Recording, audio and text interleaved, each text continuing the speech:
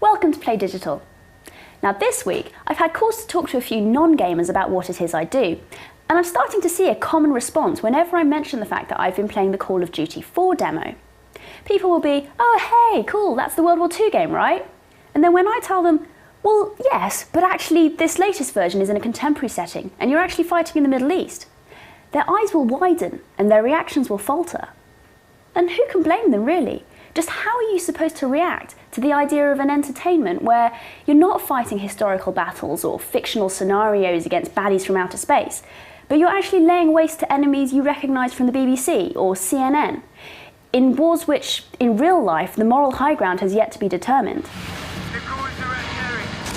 Just as they lay waste to our country, we shall lay waste to theirs. Now granted, the plot is entirely fictional. A Russian extremist wants to return the motherland to Soviet ways, and so funds a coup in the Middle East to distract the attention of the American and British forces you will be fighting for. For us, this takes the emphasis of blame away from the Middle East, placing it on an enemy less likely to provoke Western sympathy, and ideals historically distant enough to protect our middle-class sensibilities. Infinity Ward revealed in a recent interview with 1UP that while the Russian locations are accurate and recognisable, they have deliberately made the Middle Eastern ones nondescript for reason of sensitivity.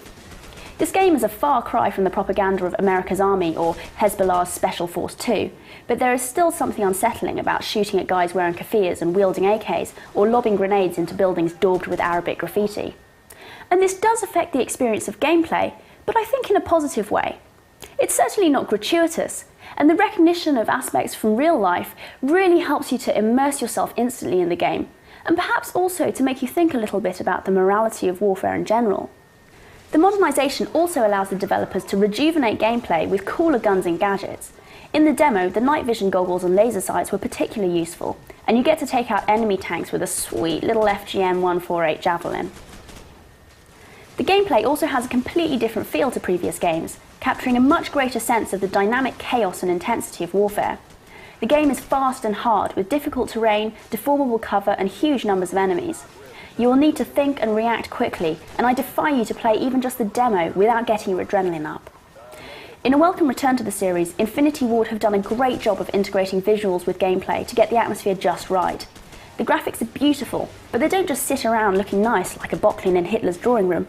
They add to the intensity of the gameplay as you find yourself squinting through heat haze and smoke to see what's going on, or even through the bloodshot in your own eyes if you take a hit. Compared to previous Call of Duty games, this is much more challenging, much less run-and-gun arcadey, and a lot more gritty, getting closer to something like Ghost Recon, but without such a strong tactical emphasis, of course. There is also more variety in the objectives throughout the level, so although you're still fairly railed throughout, between that and the chaotic style of warfare, you'll be so involved and pumped you won't notice it that much. And just a quick word about the multiplayer beta. I didn't get a chance to play it, but so far all the reviews I've seen of it look fantastic. Gameplay looks challenging and varied, with a whole suite of weapons and gadgets to mix things up with. Everything from C4 and ghillie suits to the ability to call in airstrikes. The beta also shows some of the Russian locations, so do be sure to check out some of the footage on the web at the moment. No stars, as we've only seen the first level in the demo, but I am seriously excited about this title coming out.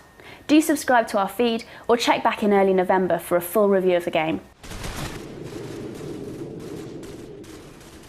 Don't forget you can leave feedback and watch previous episodes over on our website at playdigital.tv, and you can also check out some of our other shows at channelflip.com.